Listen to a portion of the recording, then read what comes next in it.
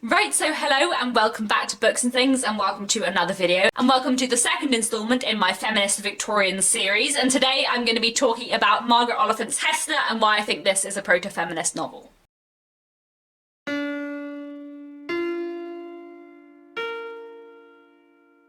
Before we get into talking about Hester, I have one housekeeping thing to mention. I am about to move house, or by the time this video goes up I will have moved house, and I don't know how long it's going to take us to get internet in the new flat. I have pre-filmed and pre-uploaded quite a few videos for the 2 weeks after we move flat, but it is possible that we won't have internet after that point and I won't be able to upload any videos. It might all be smooth and flawless and there might be another video up later this week, but equally there might after this video be a gap of a bit until we get some internet in our flat. So if I suddenly vanish after this video, do not worry, I will be back. Anyway, on to Hester. To explain how this video is going to work, the bulk of this video is going to be spoiler free. I'm going to start with an introduction to this novel, what it's about, and then I'm going to talk about some of the reasons why I think this is a proto-feminist novel that looks really interestingly at gender. And then I am going to, towards the end of the video, talk about a few spoilery things to do with the ending. I will warn you before the spoilers come, the bulk of this video is going to be spoiler free. I'm hoping as well that this video is going to be slightly less long than my video on why Dombey and Son might be proto-feminist, partly because I've only read this once and I've read Dombey and Son like 4 or 5 times and I know it back to front, and also because this book is a lot less long. There's less to talk about, though there are some really interesting things that I want to bring out. So, let me introduce you to this novel. This is a Victorian novel from 1883 and it follows particularly 2 women, Catherine Vernon and Hester Vernon.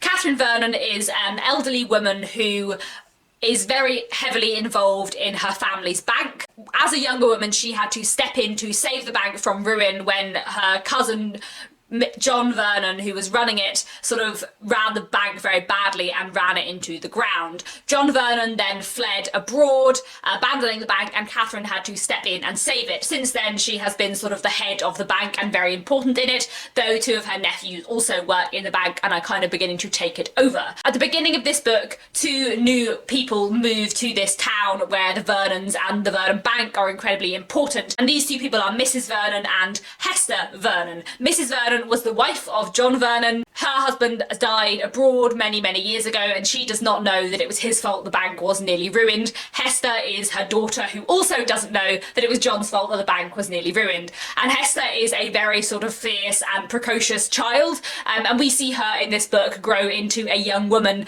and we see her sort of struggle with her position in life and also struggle with her relationship with her relation Catherine Vernon, and she never really understands why Catherine doesn't like her. And the book follows Hester and her relationship with Catherine and also her relationship with sort of 3 potential suitors that are around her. But the thing that I love most about this book is that it is an amazing kind of coming-of-age story of this character of Hester, and also there's a sort of important emotional character arc for Catherine as well. Hester is such a fascinating character. The book is so exciting and clever and dramatic. I loved the ending. But what I loved more than anything about this book is that it really fantastically and interestingly looks at the position of women within Victorian society. Like I said, it's from the 1880s, so it is at a time when women's positions are starting to change slightly.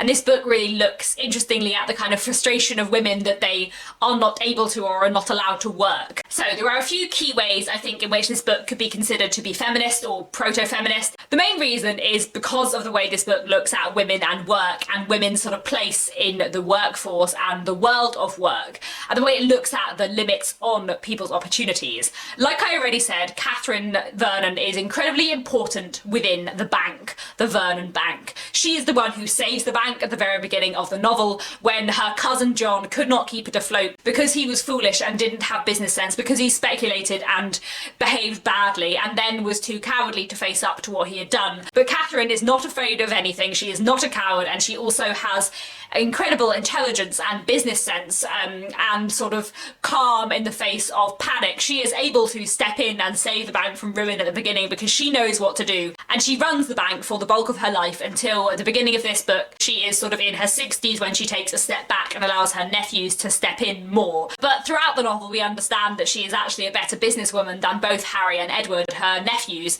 Harry is not the cleverest person in the world, and Edward is sort of unsteady and bored sometimes by the kind of ordinary life of work and how procedural sometimes it can be. And neither of them really are as good as Catherine at managing a bank. And the way that is explored in this novel, and the way kind of Catherine is shown to be perfect for running a bank, is wonderful. And through this character of Catherine Vernon, Margaret Oliphant is really saying very clearly to her audience that women can do this, women can work in business, women do have the capacity and the intelligence to run a bank as well, if not better than a man. There is no reason why women should not be important within the world of work. And that is an incredibly powerful and important thing for a Victorian woman to be writing about at this time. And Margaret Oliphant, throughout the book, is very critical of the people around Catherine who sort of dismiss her, who are either patronising about her or who think that her being a woman in business sort of makes her a man and makes her manly. There's a lot of people who say that sort of Catherine can't love and that she has a cold heart, and say that she is as good as a man, not just meaning that she is as talented as a man, but meaning she may as well be a man, that she is in their eyes a man, that by stepping into this world of business she has become male. And the people who dismiss Catherine's kind of intelligence are proved in this book to be wrong. But while Catherine is able to be in the world of work and does have this opportunity because of her particular circumstances, there are also lots of women within the book that are frustrated by the lack of that, especially Hester. At the beginning of the book, when Hester is 14 years old, the dearest dream of her life is to start a school and to teach. She wants to be a teacher, and no one lets her. She's just not allowed. Her mother will not let her, even Catherine Vernon will not let her. No one will let her teach, and everyone is incredibly dismissive of her desire to work. She says to her cousin Ellen, "I don't want to learn, I want to teach. I can speak French and Italian and German. I want to open a cause. Don't you think I might open one? I know I could teach, for I'm so fond of it, and I want something to do." And Ellen says, teach that little thing, and laughs at her. Her mother is appalled by the idea that she might teach, that she might work for herself, saying that that's an entirely unrespectable thing for a woman of their class to do. She says, "My poor husband would have never suffered it for a moment. Her husband would not have allowed it, and therefore she will not either. Though we are poor and fallen from what we were, we are not fallen so far as that." Everyone around Hester dismisses the idea that she wants to do something with her life, that she wants to work. Her cousin Harry says, "When you were quite a little thing you wanted to teach, and Aunt Catherine would not let you. You teaching! It would have been quite out of the question." And as far as he is concerned, it is ridiculous that a woman of their class could want employment, could want a job to do. Her cousin Edward says, "They would not let you work, and if you could work, nothing but daily bread would come of it. My dear Hester, you want a great deal more than daily bread. You want triumph, power. You want to be, as you are by nature, somebody. Oh yes, believe me, it is so, even if you don't know it. And how could you do that save by marrying?" Even Edward, who to a certain extent understands that Hester wants employment, that Hester wants something to do with her life, he still says that the only way he can see for her to do it is by marrying. He is completely dismissive of the idea that she could work or do anything else with her life. Hester, despite the very difficult relationship she has with Catherine Vernon, who she sort of struggles to get on with and they struggle to like each other, Hester says that she admires Catherine for what she has done. "I should like to do what she did. Something of one's own free will, something that no one can tell you or require you to do, which is not even your duty bound down upon you, something voluntary, even dangerous. That is exactly what I shall never have it within my power to do."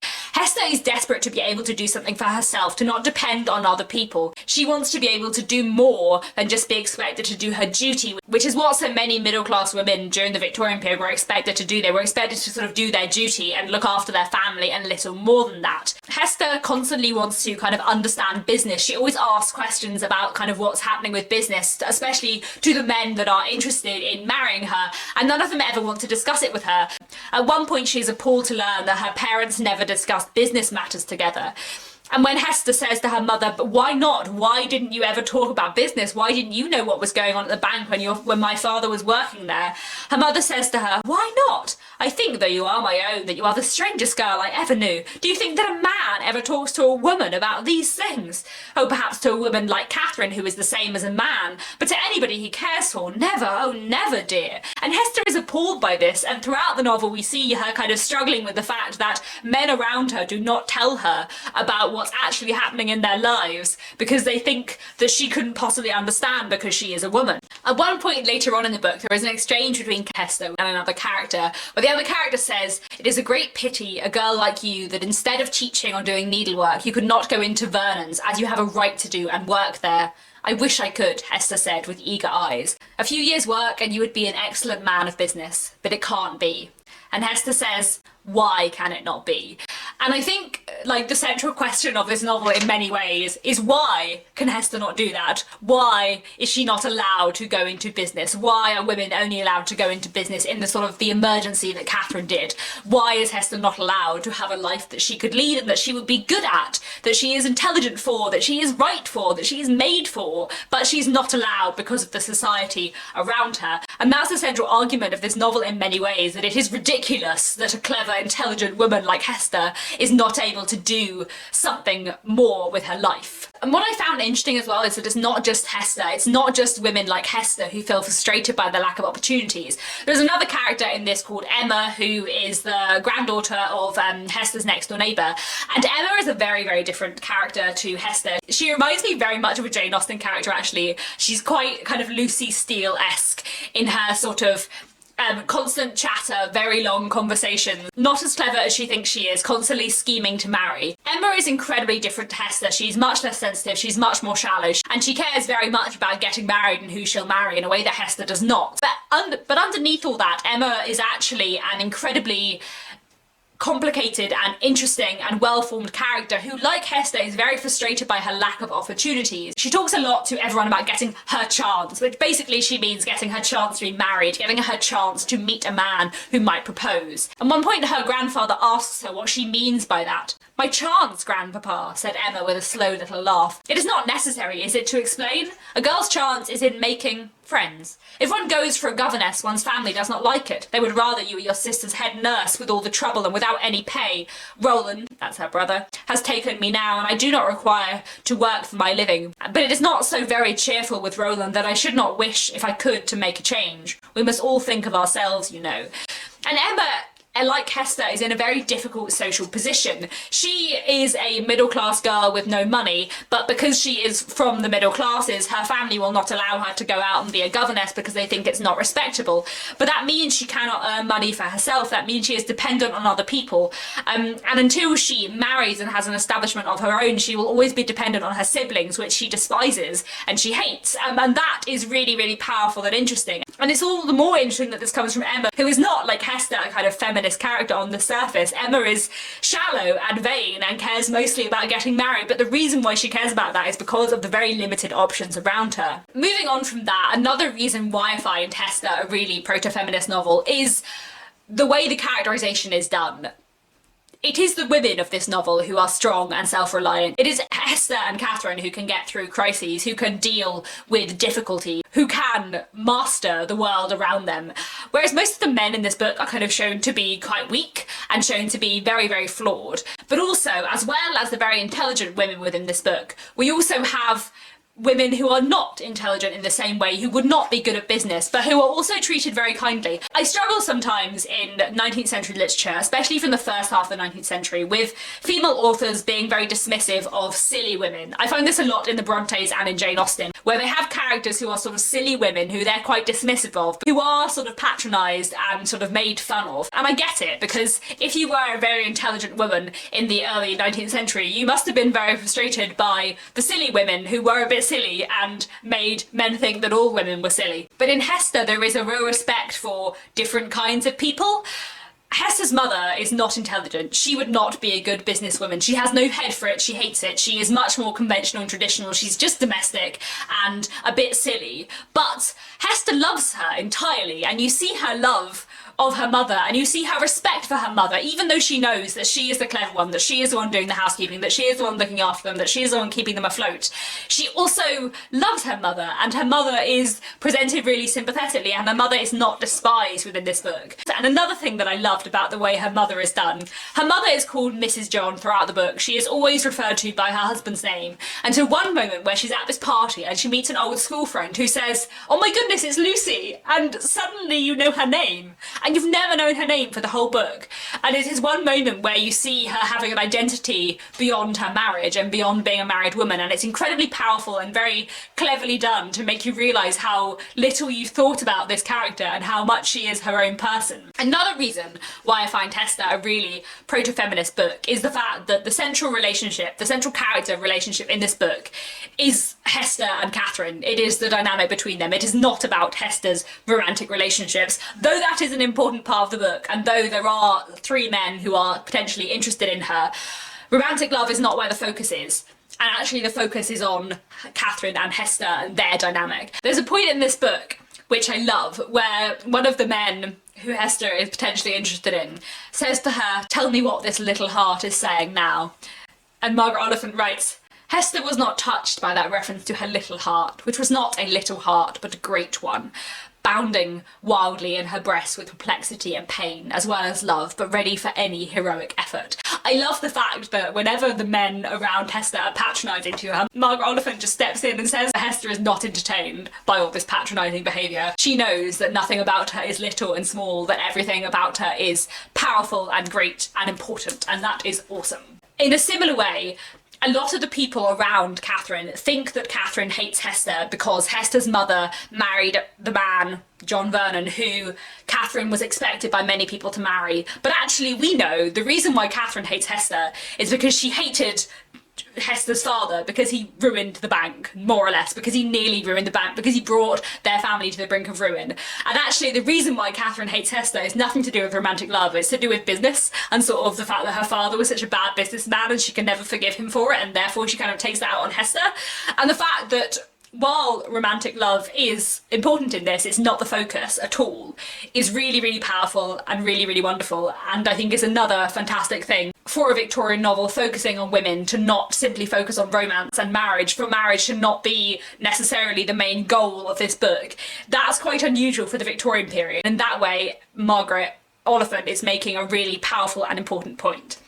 Which leads me on to talking about the ending. So there are now going to be spoilers. If you haven't read this book, please go away now. I don't have that much more to say. I hope you've enjoyed this bit of the video. I've given you fair warning, so now on to spoilers. I absolutely loved how, in the climax of this book, in the crisis that happens, Hester and Catherine are proved to be the strong ones and Edward is proved to be weak.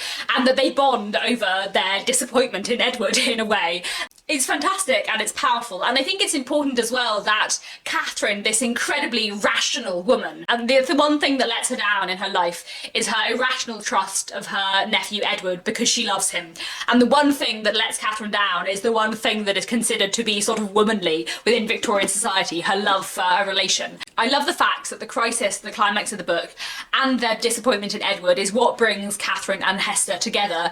That this book, which from the beginning seemed to have the setup of a typical Victorian love story, the people who come together at the end of this book are not Hester and Edward, it is Hester and Catherine. They come together as a family, as women who are very, very similar, and they like each other in the end, and they come to understand each other fully. At one point, Catherine says to Hester, "I think you and I have hated each other because we were meant to love each other, child."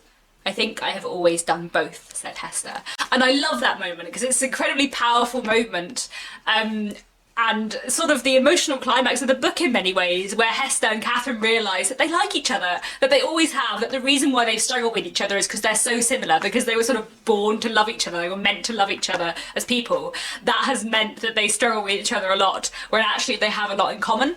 Another thing that I love about the ending of this book is that Hester does not marry. And that the kind of typical Victorian marriage plot, which I thought this would be, like I kept thinking at the end of the book that was she going to marry Harry, where after kind of Edward had proved himself false, would she marry Harry? But she doesn't. And Miss Vernon wants her to. Miss Vernon thinks it would do good for her and allow her to play a bigger role in the business. But when she says to Hester, "If you could make up your mind to marry Harry," I could not, says Hester. "I will never marry." Hester says twice in this chapter that she will never marry, and I believe her. As a reader, I believe that Hester will never marry, and I think the point of this book is that Hester decides that that is not what she wants from life, that there is more to life than marrying, that actually what she wants to do is work in business, and she knows that she cannot, that the Victorian society, that the Victorian world she lives in will not let her as a woman play the role in business that she could and that she could be good at, but she also doesn't want to give in to the stereotypical role that is expected of her, and she says that she will not marry. The final paragraph of this book perplexed me slightly the first time I read it, because it is a very open, ambiguous ending, but actually the more I think about it, the more I love it. I'm going to read you the last paragraph. "And as for Hester, all that can be said for her is that there are 2 men whom she may choose between and marry either if she please, both good men who will never wring her heart. Old Mrs. Morgan desires one match, Mrs. John the other. What can a young woman desire more than to have such a possibility of choice? It's a slightly odd final paragraph, but let's unpack it, because here's what I think is really, really interesting. I think when Margaret Oliphant says, all that may be said for Hester is that there are two men whom she may choose between, I think Margaret Oliphant is criticising the fact that Victorian society and Victorian novels kind of think that marrying is the be-all and end-all of a young woman's life, that all that can be said of Hester is who she might marry, whereas actually this book has shown that there is so much more to Hester and so much more to her life. And that in that final sentence, what can a young woman desire more than to have such a possibility of choice? I think what Margaret Oliphant is doing in that question is she is literally saying, what can a young woman desire more? Because of course there are things. The whole point is that Hester can and does desire more than that. And I think in that final question, Margaret Oliphant is saying, of course there are things that a woman might desire more than to just have choice between two men. Of course there are. And I find that last paragraph, the more I think about it, really clever and really powerful, because it's sort of sowing that questions in the mind of the Victorian people. What more could someone want? Well, actually, plenty. So, my final thoughts on Hester as a proto-feminist novel. I think it's a fantastic look at the position of women in late Victorian society, especially the position of women within business, or the role they might have in business, and also the kind of women's potential that they are denied to realise because of the social constructs around them. And I think Hester and Catherine represent quite different ways of being a feminist. Catherine acknowledges that she was important and clever in business, but she doesn't really think the world can change. And she's not as keen to change everything for everyone as Hester is. But Hester asks why all the time. She always asks why. And Hester, more than Catherine, is fighting for a better world for everyone. She wants all women, like herself, to be able to do more with their life, to have more options. She wants all women to have more possibilities of choice than just between two different men that they could marry. And this book wants that, and Margaret Oliphant wants that. And I think the way this book demands more for women and more options for women and more possibility of work for women is so powerful and so incredible, and I just loved it a lot. So yeah, that's all I have to say. This was an amazing book, and it is Victorian and it's feminist and it's empowering, and that was cool and it was great. I think that's all I want to say for today. Thank you so much for watching. Please let me know down in the comments what you thought of this video, what you think of Hester. Thank you so much for watching, and I'll be back very soon. I don't know how soon, but hopefully quite soon with another bookish video.